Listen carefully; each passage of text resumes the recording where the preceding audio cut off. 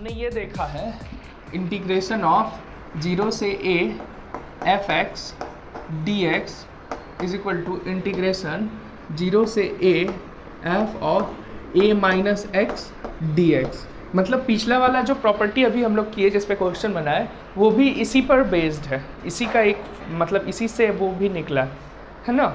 लेकिन इसका भी एक जनरल फॉर्म है। जनरल फॉर्म क्या कहता है, ये प्रॉपर्टी नंबर कितना होगा, 10 होगा, ठीक है 10 करते हैं, 9 होगा, जो भी होगा, ठीक है। इंटीग्रेशन ऑफ a से b है और f ऑफ x dx है। ये कहता है इंटीग्रेशन ऑफ a से b f of a plus b minus x dx हो जाए। ये इसका जनरल फॉर्म है। पिछले फॉर्म में क्या है, a का वैल्यू 0 है तो सीधे a माइनस एक्स हो जाता है ना। तो इसको डिराइव करना है, इसको डिराइव करो, RHS से LHS में पहुंचो। क्या करेंगे, a plus b minus x को t मान लेंगे RHS में, तो क्या हो जाएगा, minus d x is equal to d t हो जाएगा, ठीक। D x is equal to minus d t हो जाएगा, पुट कर देंगे इंटीग्रल एफ ऑफ टी और यहाँ माइनस डी टी आ जाएगा, ठीक। और x equal to a put करेंगे तो ए कटेगा, t is equal to b आ जाएगा। और x is equal to b put करेंगे तो बी कटेगा, t is equal to a आ जाएगा। और इसको रिवर्स करेंगे तो माइनस हट जाएगा और यहाँ a से b f t d t आ जाएगा, t के जगह फिर x कर दो तो यही चीज़ आ जाएगा, ठीक है। तो इस तरीके से हम देख सकते हैं कि ये जनरल फॉर्म है, ये सबसे ज़्यादा काम आता है, याद रखना। जैसे कि क्वेश्चन लेते हैं, पाई बाई 6 से pi by 3 d x by 1 plus under root 10x, इसको इंटीग्रेट। देखो सबसे पहले चीज़ ना, इन दोनों का सम अगर कुछ अच्छा आ रहा है ना, पाई बाई 2 आ रहा है तो, और यहाँ a प्लस बी करेंगे तो पाई बाई 2 माइनस एक्स आ जाएगा, है ना। तो मतलब कुछ तो करके देखते हैं। i इज इक्वल टू अगर ये है तो i इज इक्वल टू क्या आ जाएगा, पाई बाई 6 से लेकर pi by 3 d x by 1 plus under root 10 pi by 2 minus x cot x आ जाएगा। अब क्या करेंगे, सिंपल ट्रिगोनोमेट्रिक फंक्शन है, ऐड करेंगे, करके देखो क्या आएगा। इधर 2i आ जाएगा ना, LHS में तो 2i आ गया। RHS में क्या जाएगा, RHS में पाई बाई 6 से लेकर pi by 3 d x by 1 plus under root 10x d x को बाहर कर लो और 1 plus under root cot x. Cot x को ना 1 बाई अंडर रूट 10x लिख देते हैं, ठीक है। ये बनेगा, ठीक। नहीं ये कैसे बनेगा, न्यूमरेटर भी तो फिर चेंज होगा। न्यूमरेटर में क्या आ जाएगा, 1 प्लस कॉट एक्स यहाँ आ जाएगा। पहले इसको 10 में चेंज ही कर लेते हैं, पाई बाई 6 से पाई बाई 3 ऊपर आ जाएगा root over 10x by 1 plus under root 10x dx। अब LCM ले लो तो 1 plus under root 10x common आ गया और ऊपर क्या आ गया, 1 प्लस अंडर रूट 10x इस और dx 1 प्लस कट गया तो ये सीधे आ गया इस 1 dx पाई बाई 6 से पाई बाई 3 और इसका हो जाएगा x, upper limit minus lower limit करना है, which is equal to pi by 3 minus pi by 6 is equal to pi by 6 ना, 60 माइनस 30 पाई बाई 30, 60 माइनस 30 2 था, अच्छा हाँ, तो बाई 2, ये 2i का वैल्यू आया है, यहाँ से 2 हटाओ तो बाई 2 यहाँ 12, ठीक। इक्वल टू ये माने हाँ, ये क्या हो जाएगा, a से b और ऊपर हो जाएगा f of a plus b minus x, नीचे हो जाएगा f of a plus b minus x, और यहाँ पर a plus b minus x करेंगे, a plus b a plus की कट जाएगा और प्लस एक्स आ जाएगा, तो एफ ऑफ एक्स और डी एक्स आ गया ना। ठीक है, अब दोनों को जोड़ दो, दोनों इक्वेशन को ऐड करो, तो आई 2i, और इधर क्या हो जाएगा, ऊपर भी सेम आ जाए, एलसीएम तो सेम हो जाएगा, तो ऊपर भी सेम आ जाएगा, न्यूमरेटर डिनोमिनेटर सेम आ जाएगा, यानी कि ऊपर आ गया f x plus f of a plus b minus x, और नीचे भी आ गया f x plus f of a plus b minus x d x, और यहाँ ए से लेकर बी तक, है ना, तो ये कट गया, तो आ गया इंटीग्रेशन ऑफ डी एक्स ए से बी, यानी कि b माइनस ए, और i है 2 नीचे चला जाएगा, तो b माइनस ए बाई 2 आ गया। a plus b minus x करेंगे x की जगह पर, है ना, तो क्या आ जाएगा, इंटीग्रेशन ऑफ cos का पावर 4t माइनस साइन का पावर 4t और under root f of cos का पावर 4t माइनस साइन का power 4t minus x dx by under root of f of cos 2t minus cos का power 4t plus sine का power 4t, minus को बाहर ही लेते हैं, minus यहाँ रखते हैं, ठीक है, plus under root f of minus x, ठीक है, साइन कॉस का पावर 4t साइन का पावर 4t माइनस एक्स आएगा क्या कुछ, अच्छा कॉस, इसको cos square t minus sine square t और plus into cos square t plus sine square t, मतलब cos square t sine square t तो 1 बन जाएगा, प्लस वाला माइनस वाला cos 2t बन जाएगा, तो हाँ ये आ गया cos का पावर 4t माइनस साइन का power 4t under root cos 2t minus x, cos 2t minus x dx, denominator में क्या हो गया, cos 2t minus cos 2t cut गया, minus minus plus f x बचेगा, प्लस और यहाँ पर आ जाएगा cos 2t minus x, f of cos 2t minus x, अरे डिनोमिनेटर सेम हो गया, आई ऐड कर दो, तो डिनोमिनेटर कट जाएगा, कहाँ, यहाँ cos 4t minus sign 4t, cos 2t आया, ठीक, प्लस वाला तो 1 हो गया, sine square theta plus cos square theta 1, a plus b a minus b करेंगे इसको, तो cos square t minus sine square t, ठीक है, cos 2t। अब इसको और इसको ऐड करेंगे तो ऊपर में जो आएगा वही नीचे में आएगा, कट जाएगा, तो integration of 2i is equal to integration of cos का पावर 4t माइनस साइन का पावर 4t और यहाँ dx आएगा, तो ये आ जाएगा माइनस साइन का पावर 4t माइनस cos का पावर 4t और i अगर लिखना है तो बाई 2, यही आंसर। असल में ये क्या आया ना, इस तरह का क्वेश्चन का क्या मतलब है, एक वेरिएबल x था जिसको t वेरिएबल में कन्वर्ट किया गया by certain relationship with integration, ठीक है, एक वेरिएबल से दूसरे वेरिएबल में पहुंचे हम लोग। Periodic function,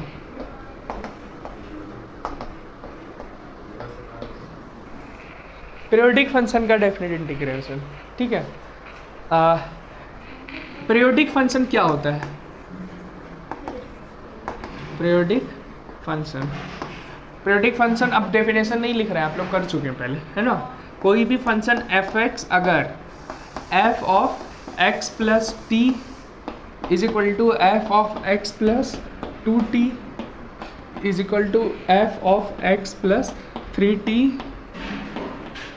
and so on, certain value के बाद बार बार रिपीट कर रहा हूँ, प्लस में भी और माइनस में भी होता रहे, x minus T x minus 2t, है ना, इन जनरल हम लोग इसको ऐसे लिखते हैं कि एफ एक्स अगर f of x plus n t के इक्वल आ जाता है ना, तो हम लोग उसको पीरियोडिक फंक्शन कहते हैं वेयर n इज इंटीजर और t इज कॉल्ड, t क्या है हमारा, पीरियड ऑफ fx। समझ आया? इसको पीरियोडिक फंक्शन कहते हैं। Example, sine x, sine square x भी ले सकते हैं। साइन स्क्वायर एक्स का कैसे आ जाता है, साइन एक्स ही ले लो, साइन एक्स यही हो जाता है ना। तो 2 पाई के बाद रिपीट करता है तो हम लोग कहते हैं 2 पाई इज द पीरियड, है ना। वैल्यू बार बार रिपीट करता है। अब पीरियोडिक फंक्शन की प्रॉपर्टी क्या है ना, कोई भी वैल्यू को तुम लो, कोई भी वैल्यू, ऐसा नहीं कि सिर्फ 0 2 रिपीट कर रहा है, कोई भी सर्टेन वैल्यू लो, ये भी वैल्यू ले लो ना, तो ये भी 2 पाई के बाद अपने आप को रिपीट करेगा, फिर अगेन 4 पाई के बाद भी रिपीट करेगा, फिर अगेन 6 पाई के बाद भी अपने आप को रिपीट करेगा, है ना।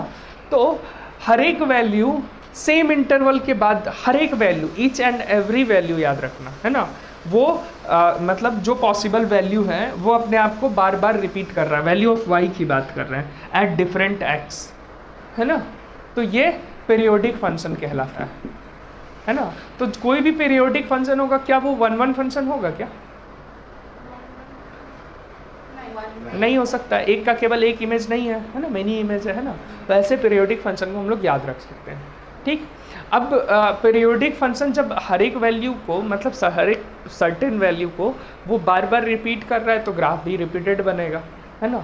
ज़रूरी नहीं कि ग्राफ अप एंड डाउन मतलब नीचे भी बने, ऐसा भी तो हो सकता है शिफ्ट ऊपर कर जाए, या ऐसा भी तो हो सकता है कि ऐसा बने, है ना।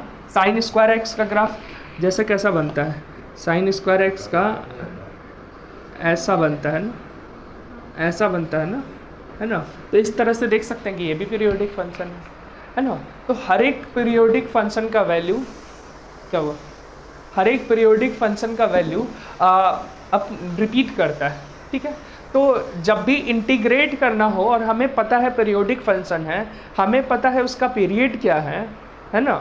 और ये हम लोग प्रॉपर्टी देख चुके हैं ना पीरियोडिक फंक्शन का, कि पीरियोडिक को पीरियोडिक में ऐड करने से फिर से पीरियोडिक फंक्शन मिलता है। पीरियड में क्या चेंज आता है ना, x के जगह x प्लस a है तो क्या चेंज आता है, 2x के जगह 2 टाइम्स ऑफ x हो जाता है तो पीरियड में क्या चेंज आता है ना, ग्राफ श्रिंक कर जाता है, 1/2x आ जाता है तो ग्राफ एक्सपैंड कर जाता है ना। तो पीरियड में कैसे चेंज आता है ये सब हम लोग प्रॉपर्टी जानते हैं।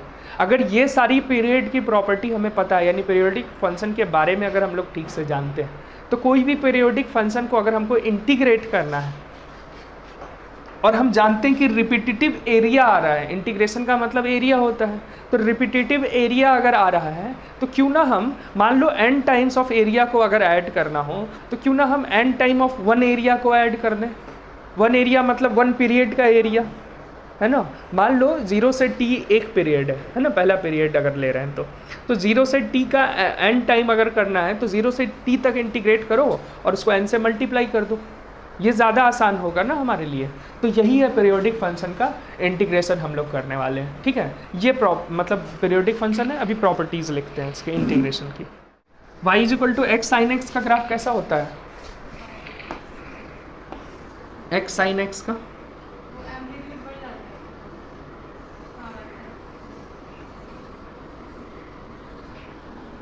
ऐसा होता है, बढ़ता चला जाता है, ये और ऊपर जाएगा, है ना। ये y = x sin x का ग्राफ है, इधर ऐसा बढ़ता है, इधर ऐसा बढ़ता है ना। फिर इस साइड भी इसी का ऐसा ही बढ़ता है, अपोजिट साइड से, ट्रू कॉपी तो नहीं होता है ना। और y = x plus sign x का क्या होता है graph, y = x sin x,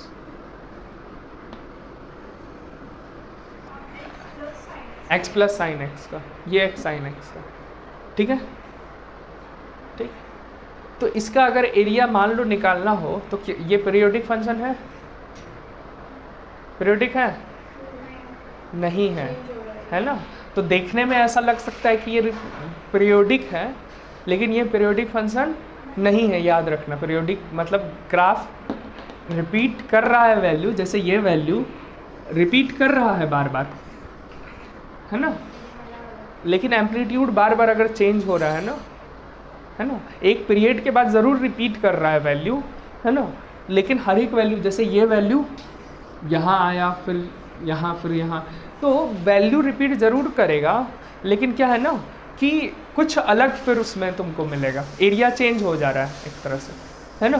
तो ये पीरियोडिक फंक्शन नहीं है, सेम वैल्यू नहीं दे रहा है ना वाई का, है ना, अलग अलग वैल्यू दोनों फंक्शन में दे रहा है। तो हम लोग कह सकते हैं कि ये दोनों पीरियोडिक नहीं है, ऐसे केसेस में नहीं लगाना, ठीक है। पीरियोडिक फंक्शन क्या है, जो है वही लगेगा, ठीक है। प्रॉपर्टीज इंटीग्रेशन ऑफ ज़ीरो से, मान लो एन टी है, ठीक है, ज़ीरो से एन टी है, तो ज़ीरो से टी तक तो जो एरिया होगा, फिर टी से टू टी तक वही एरिया होगा, 2t से 3t तक वही एरिया होगा, 3 से 4, 4 से n तक सेम एरिया रिपीट होगा, है ना, एफ एक्स डी एक्स। तो हम लोग क्या कहेंगे, अगर ये पीरियोडिक है तब की बात कर रहे हैं, प्रॉपर्टी नंबर 1, तो इसको हम लोग कहेंगे 0 से t और बाहर n से मल्टीप्लाई कर देंगे, एफ एक्स डी एक्स। ये हो गया हमारी पहली प्रॉपर्टी। आगे करें सेकंड नंबर की प्रॉपर्टी। अगर a से a प्लस एन टी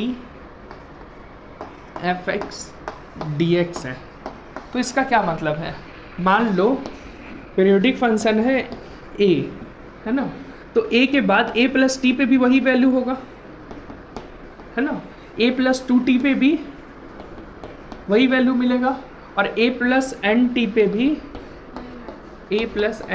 भी वही वैल्यू होगा, है ना। तो अगर हम a प्लस 0 से t तक की बात करें, 0 से t अगर करेंगे तो यहाँ आएगा, मान लो इसका लेंथ और इसका लेंथ अलग है ना, तो t इधर कहीं आएगा, अगर बड़ा है तो, छोटा है तो पहले आएगा। तो 0 से t का जो इंटीग्रेशन होगा, a से इसके बीच का भी वही इंटीग्रेशन होगा ना, रिपीट करेगा ग्राफ, है ना, कहीं भी ले लो ग्राफ तो रिपीट उतना ही करेगा ना बार बार, ठीक है। तो 0 से t भी ले सकते हैं, मतलब इंटीग्रेशन 0 से t ले और एफ एक्स डी एक्स ले और बाहर n कर दें, इसी का स्पेशल केस पहला वाला है। समझ आ रहा है, नहीं आया?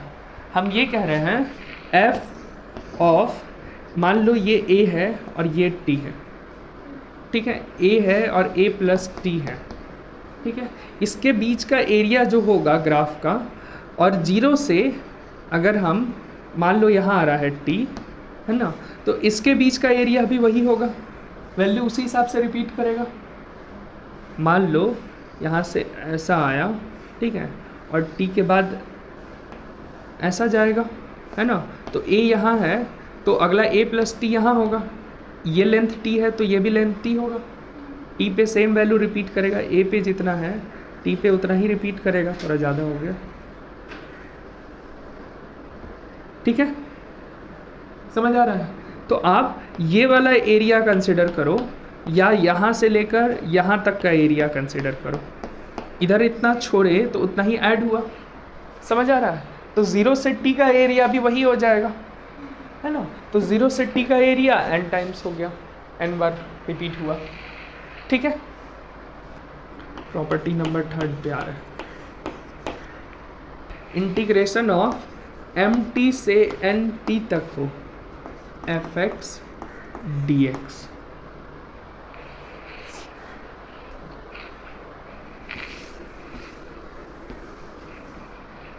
अब देखो सिमिलर लॉजिक से mt से nt तक अगर हो रहा है, तो सिमिलर लॉजिक से हम लोग ये कह सकते हैं 0 से t F x d x, और यहाँ n माइनस m एक तरफ बढ़ा, मान लो एक तरफ हमने n टाइम्स कर दिया 0 से, और पहली बार 0 से m टाइम्स किया है ना, तो हो सकता है m और n में एक गैप हो, वो गैप हमारा रहेगा बाहर, है ना, उतना टाइम्स मल्टीप्लाई होगा ना, क्योंकि उतना एक्स्ट्रा पार्ट हो गया होगा, ठीक है। Number 4 property, integration of a plus n t और यहाँ बी प्लस एन टी, ठीक है, एफ एक्स डी एक्स। तो इसका क्या हो जाएगा? अब देखो एन टी अगर अपर लिमिट माइनस लोअर लिमिट करेंगे तो एन टी वाला टर्म तो कट ही जाएगा ना, उतना टाइम प्लस होगा उतना ही टाइम माइनस होगा, तो बचेगा क्या? ए से बी तक एफ एक्स डी एक्स, है ना, तो बचेगा ए से बी तक एफ एक्स डी एक्स। ये हो गया हमारा फोर्थ प्रॉपर्टी, 0 से पाई तक का। हाँ ठीक है, निगेटिव तो बनेगा ही नहीं ना, 0 तो आएगा ही नहीं कभी, क्योंकि मॉड लग गया ना। कॉस एक्स का ग्राफ ऐसा होता है ना, 0 से ऐसा ऐसा ऐसा होगा ना, तो 0 से π/2 और पाई, 0 से पाई तक का एरिया ये हो जाएगा, और इसका हम कितना टाइम करेंगे? 4 टाइम करेंगे, तो इंटीग्रल ऑफ 4 टाइम्स 0 से पाई cos x dx कर देंगे। वैसे भी 0 मतलब ठीक है, हाँ ये हो गया। तो cos x का क्या हो जाएगा? माइनस साइन है, साइन एक्स हो जाएगा, साइन पाई माइनस साइन 0, 0 आ जाएगा। कैसे 0 आ रहा है? रुको रुको, cos x 0 से पाई कैसे हम लोग ले लिए? मॉड को क्लियर करो ना, मॉड को क्लियर करेंगे तो पहले 4 टाइम्स 0 से π/2 cos x dx होगा, प्लस π/2 से पाई माइनस कॉस एक्स हो जाएगा ना, क्योंकि इस बीच कॉस निगेटिव होता है ना, तो मॉड क्लियर करेंगे, 0 कहाँ से होगा? ठीक है, हाँ ठीक आया होगा, 2 आएगा इसका, 1 + 1, हाँ 2 आ जाएगा, सही है। इस ग्रेटेस्ट इंटीजर को हमको ब्रेक करना पड़ेगा ना, ठीक है करते हैं। कैसे होगा? √2 बाई √2, तो अंदर आ जाएगा sine x by √2 plus cos x by √2, ठीक है। इस पूरे का ग्रेटेस्ट इंटीजर ना, इसका क्या आ जाएगा? √2 साइन π/4 प्लस एक्स, ठीक। √2 का मतलब 1 पॉइंट समथिंग, ठीक है, इसका मतलब 1.4 होता है ना, इंटू साइन π/4 प्लस एक्स, ठीक है।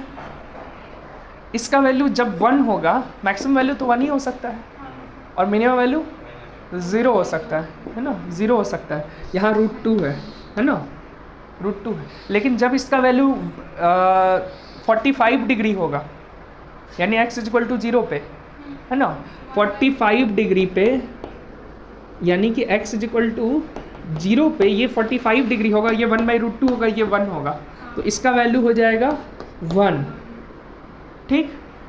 फिर इसका वैल्यू अगर पॉजिटिव वाला अभी सिर्फ देख रहे हैं, ठीक है, सेकेंड क्वाड्रेंट में क्या होगा? 180 - 45 मतलब कितना? यहाँ 180 - 45 = हाँ 180 - 45 = x + 45, है ना, 45 इधर जाएगा तो 90 हो जाएगा, तो x = 90 आ जाएगा, है ना। तो 90 डिग्री पे ये कितना आ जाएगा? 1 आ जाएगा अगेन, 45 बनेगा ना 90 पे, x = 90 पुट करेंगे तो 90 + 45 साइन 45 बनेगा या cos 45, ये 1/√2 बनेगा, √2 कटेगा, अगेन 1 बनेगा, ठीक है। और इन दोनों के बीच में, है ना, अब 0 से 45 में ये क्या बनेगा? 0 से जैसे जैसे इंक्रीज करो x का वैल्यू, मान लो 30 यहाँ कर दिए, है ना, तो ये 75 बनेगा, x का वैल्यू 1/√2 से बड़ा होता जाएगा, यानी कि √2 इंटू सम √2 पे ये 1 बन गया था कट करके, ये 1 से बड़ा हो जाएगा जब इन दोनों का प्रोडक्ट, है ना, 1 से बड़ा हो जाएगा, लेकिन 1 पॉइंट कुछ रहेगा, 2 नहीं होने वाला है, क्योंकि ये √2 है, इसको 2 होने के लिए √2 होना पड़ेगा, जो कि कभी नहीं बनेगा, तो 1 पॉइंट समथिंग ही रहेगा, जीरो मतलब जीरो से लेकर 45, 30, 90 पे ये कितना बन गया 45, 1 बन गया है ना। उसके पहले तक भी ये 1 ही रहेगा, समझ आ रहा है ना। तो या तो 1 बनेगा और उसके बाद जब सेकेंड क्वाड्रेंट में जाएंगे तो निगेटिव हो जाएगा ना यही सारा वैल्यू। तो निगेटिव जैसे ही होगा तो -1 बनेगा, है ना, या -1 पॉइंट कुछ होगा तो 2 बनेगा। समझ आ रहा है। तो आपको ब्रेक करना है कहाँ से कहाँ तक, 0 से 2n पाई तक। 2n तो फिक्स नहीं है, 0 से 2n पाई यानी कि 1 ही बनेगा, 0 से पाई तक 1 बनेगा, ठीक है ना। 0 से पाई तक इंटीग्रेशन 0 से पाई तक 1 dx बनेगा ना, ठीक है। फिर प्लस पाई से 2 पाई अभी रहने देते हैं, ठीक है। फिर 3 पाई से 4 पाई, 3 पाई से 4 पाई, फिर से 1 dx बनेगा क्योंकि फिर से इसी क्वाड्रेंट में आ जाएगा, फर्स्ट एंड सेकंड क्वाड्रेंट में। फिर 5 पाई 6 पाई से 1 मिनट 4 पाई होगा ना यहाँ, 1 मिनट 2 पाई से 3 पाई तक 1 होगा, ठीक। फिर प्लस इंटीग्रेशन ऑफ कहाँ से कहाँ तक, 3 पाई से नहीं 4 पाई से 5 पाई तक, फिर से 1 dx बनेगा। और ऐसा ही सारा इस क्वाड्रेंट में बनता जाएगा क्या, 1 1 1 1 1। अब देखो यहाँ 2n पाई है, इवन नंबर है ना। तो इवन नंबर है, हम क्या कर रहे हैं, सारा ऑड वाला पार्ट ले रहे हैं ना। इवन नंबर है यानी कि इवन नंबर है तो 1 2 हो सकता है, 3 यानी कि जितना ये है उतना ही ये होगा, है ना। और जितना ये है उतना ही ये होगा। इस वाले क्वाड्रेंट में क्या होगा, यानी कि 90 से